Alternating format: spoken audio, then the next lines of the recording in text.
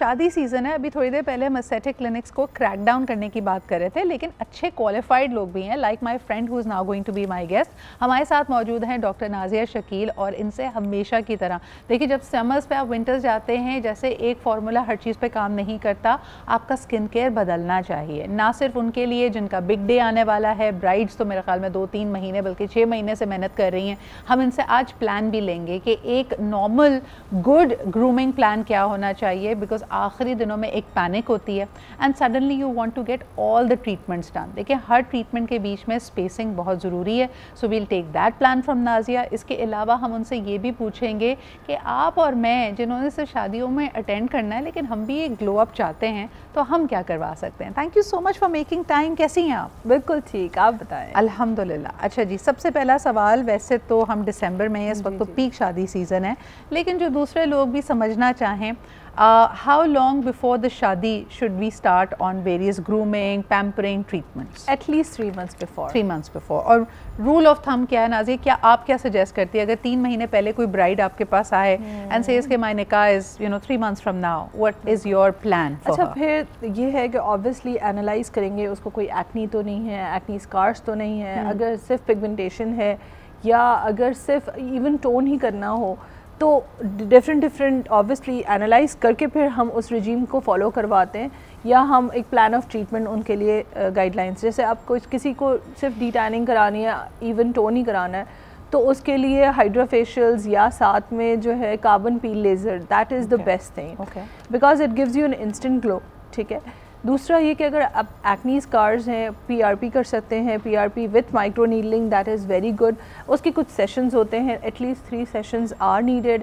अगर आपकी even tone नहीं है तो हम मीज़ोथेरेपीज़ कर सकते हैं, हम पील्स कर सकते हैं, बहुत सारे। अच्छा, let's start from the very basic. मैंने कई ब्राइड्स को देखा है, उनकी मदर्स इतने प्रोटेक्टेड एनवायरनमेंट से आती हैं नाज़िया, और young girls may be in their 20s, कई लोगों को कंप्लेन होती है of a lot of body hair and facial hair, और सडनली 3 महीने पहले ताबड़तोड़ लेज़र सेशंस शुरू हो जाते हैं। नो, बट एक इफेक्टिव हेयर रिमूवल के लिए जिसमें एटलीस्ट आपकी 80% हेयर ग्रोथ ख़त्म हो जाए, कितना पहले शुरू कराना चाहिए? 6 months. 6 months. देखिए, FDA बोलता है कि 6 sessions is necessary for 80% of hair removal, and basically laser is a hair reduction, not a hair removal. So 80% आपका बाल चला जाता है, but with sessions, not in the first session you can expect कि बहुत अच्छा रिजल्ट आएगा, but with slowly and gradually with results lasers आपके बहुत अच्छा रिजल्ट आता है। ज़बरदस्त। दूसरा ये कि मैं ये बोलना चाहूँगी कि जो पेशेंट्स हमारे पास आते हैं जो फुल बॉडी वैक्सिंग 1 महीने पहले करा लेती हैं या 15 दिन पहले करा लेती हैं शादी के, and then they come with back acne, active acne हो जाती है। Yes, back acne, especially because normally लड़कियाँ बैक पे वैक्सिंग नहीं कराती, and when they go for it suddenly they have acne, and that is a very disastrous scene for them. So I will advise them to take all these sessions beforehand, like at least 3 to 4 months before, ताकि एक तो body used to हो जाए, if they are not affording, they cannot afford lasers. वैसे तो laser is pretty safe. Another very important question जिसके बारे में कोई बात नहीं करता, यानी फेशियल्स और एस्थेटिक ट्रीटमेंट्स, अगर आपकी कोई ऑनगोइंग स्किन कंडीशन है, उसके लिए आप बेशक ट्रीटमेंट लें। नाज़िया, मुझे याद है कि जब मैंने टेलीविज़न शुरू किया तो उस वक्त ऑब्वियसली हम इस तरह का प्रॉपर टीवी मेकअप नहीं करते थे। उस वक्त का मेकअप भी बहुत बुरा होता था, वो जो TV sticks were really bad, because they would clog your pores, और वो 2 दिन तक आप उतारते जाएं, क्लेंजिंग करते जाएं, कलर निकलता रहता था, पिगमेंट आता रहता था। So a lot of young girls, although अब तो एक्सपोजर बहुत है, लेकिन मेकअप रिएक्ट करता है, आपकी स्किन पे एक्टिव एक्नी आ जाती है। I have seen so many brides in distress जिन्होंने मेहंदी पे या निकाह पे मेकअप कराया, and by the next day their skin has flared up. अगर ऐसी कोई सिचुएशन हो तो आप क्या रेकमेंड करते हो? देखें, फिर तो ये कि obviously you have to go to a dermatologist, anti allergies and creams like that, they will help you to fix it. एक शॉर्ट फिक्स होता है, वो शॉर्ट फिक्स हम कर देते हैं ताकि वो बेटर हो जाए पेशेंट। बट वही वाली बात है कि अगर आपको बिल्कुल एंड टाइम पे आप उस वक्त नया मेकअप और सब कुछ सकते हैं ना, जैसे भाई शादी वाले दिन बारात पे मेकअप करवाया, 2 दिन के बाद वलीमा है, लेकिन शादी के मेकअप की वजह से फ्लेयर अप आ गया। अच्छा, मेकअप आर्टिस्ट आपको उसको कवरेज दे देगा, ज़्यादा से ज़्यादा ये करेगा, लेकिन आप खुद कॉन्शियस हैं। तो अगर सुबह उठ के लड़की एकदम देख रही है कि यार फ्लेयर अप आ गया है, तो उस वक्त उसको क्या करना चाहिए? यार देखो, बिल्कुल सिंपल फ्यूसिडिन क्रीम है, वो लगा लो आप, इजी, और एंटी एलर्जीज खा लो तो थोड़ा सा बेटर हो जाएगा। But obviously you need a dermatologist to go and you know fix that problem. Question तो ये है कि क्या वलीमे का मेकअप कराएं? Oh, there's no choice. There's no choice. We have to go for that. So at times patients जब मेरे पास आ रहे होते हैं ना, I'm telling them, देखिए आपके पास चॉइस नहीं है, आपको कराना ही पड़ेगा, there's no choice. अगले हफ्ते आप मेरी शादी है, आप मुझे सही कर दें। और इतनी मोटी मोटी एक्नी के साथ आप आए हुए हो, सिवियर एक्नी के साथ, so you know we can't help it. ठीक है। अच्छा, एक और चीज़ का जिसका क्रेज रहता है Nazia, obviously is crash dieting. People just want to become this, you know, thin figure के मेरी जो वेस्ट लाइन है ना वो 24 होनी चाहिए, वो मेरा, हालांकि इतना भारी ब्राइडल ड्रेस पहनना होता है। So because of this crash dieting आपको प्रॉपर न्यूट्रिएंट्स नहीं मिल रहे, लड़कियां 6-6 महीने 3-3 महीने कर रही होती है, साथ में जिमिंग भी कर रही हैं, एंड यू सडनली फील के ग्लो नहीं है। बिल्कुल, और डिहाइड्रेशन हो जाती है ना, सिंपल।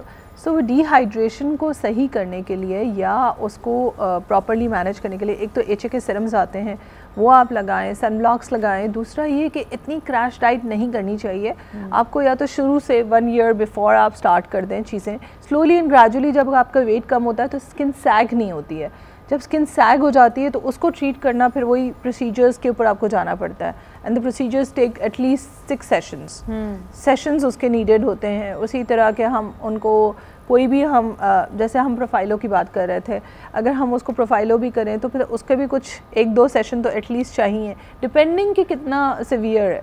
अच्छा, हमारे घर के जितने मर्द हैं ना वो मजाक उड़ा रहे होते हैं हमारे सीरम्स का, तो लाइक क्या बायोकेमिस्ट्री की लैब खुल जाती है, इसमें इतने सारे एसिड्स क्यों हैं? और you know yesterday I was watching this one comedian जिन्होंने स्टैंड अप में कहा कि अच्छा जी डबल क्लेंजिंग का ज़माना आया हुआ है, और फिर उससे पूछो कि ये वाला एसिड क्यों लगा रहे जी, ये ऊपर की जो डेड स्किन है उसको पील ऑफ करेगा। तो कहता है जब पील ऑफ ही करना था तो 2 दफ़ा क्लेंज क्यों किया? Such a cute argument that he was trying to make. लेकिन मुझे बताएं, डबल क्लेंजिंग खास तौर पे उन लड़कियों के लिए जिनकी एक्टिव एक्ने है, is that even a smart choice? Depending, अब उसमें भी ये कि स्किन ड्राई है या ऑयली है। ठीक है, अगर ऑयली है तो डबल क्लेंजिंग में कोई मसला नहीं है, बट अगर ड्राई है तो फिर वो और ज़्यादा ड्राई कर देगा और फ्लेकीनेस कर देगा। जैसे अब कुछ लोग सैलिसाइलिक बेस्ड वो यूज़ कर रहे होते हैं, जो वाइप्स हैं, इस तरह की चीज़ें मिलती हैं जो वो यूज़ कर रहे होते हैं, या इस तरह के फेस वॉशेस मिल रहे होते हैं, और इस तरह की क्लिनजिंग मटेरियल मिल रहा होता है जिसमें इस तरह की चीज़ें होती हैं, तो वो ओवर ड्राई कर देती है। तो डिपेंड्स कि आपकी स्किन कैसी है, आप किस तरह उसको मैनेज करते हैं। थोड़ा सा अगर आप किसी से एडवाइस ले लें तो इट इज़ मच बेटर। वैसे यू आर एब्सोल्युटली राइट। मैं बताऊं कि after having an experience of 10+ years on TV, जहाँ पे हम टीवी मेकअप कर रहे होते थे, I have simplified my routine. अगर आपकी स्किन ग्लोइंग एंड हेल्दी हो तो आपको कम मेकअप की ज़रूरत पड़ती है, कम कवरेज की ज़रूरत पड़ती है। बट आई ऑल्सो अंडरस्टैंड कि people have melasma, they can have pigmentation, a variety of skin issues जिनके लिए उनको हैवी कवरेज करनी पड़ती है, या कोई बर्थ मार्क हो सकता है। So I think Nazia, wipes are some of the most useless products. एक तो ऑलरेडी आपकी स्किन इरिटेटेड है जिस भी केमिकल मेकअप की वजह से, और उसके ऊपर आप मजीद कोई चीज़ रब कर रहे हो। बिल्कुल ऐसा ही है। आइडिया वही मैं कह रही हूँ ना कि आपको बहुत सिंपल तरीके से, अब आजकल तो बाम्स आ गए हैं, अगर आपको मेकअप उतारना है, सच अ सिंपल थिंग, आपने बाम लगाया एंड आपने उसको आराम से टिश्यू से या वाइप से किसी भी चीज़ से। मैं वैरी करना चाहूँगी कि कई दफ़ा हर्बल, नेचुरल, ऑर्गेनिक कहकर आपको बहुत सारी डेट्रीमेंटल चीज़ें बेची जा रही हैं। Please be wary of these so called bridal ubtans. कई लड़कियों को, बेचारियों को एक्टिव एक्नी इनकी वजह से होती है, बिकॉज आपको नहीं पता वो कौन सी जड़ी बूटी है। एलर्जिक रिएक्शंस हो जाते हैं। एग्जैक्टली। बॉडी पे एक पेशेंट आई मेरे पास, वो उपटन लगा कर आई है and the whole tummy was Oh my God. Allergic, like full, and so please be very careful. कोई भी ट्रीटमेंट, कोई भी क्रीम शुरू करने से पहले पैच टेस्ट जरूर करें। Thank you so much Nazia for being here. इसी के साथ हम लेते हैं एक छोटा सा break. We are going to be right back. Stay with us and keep watching Aaj Pakistan.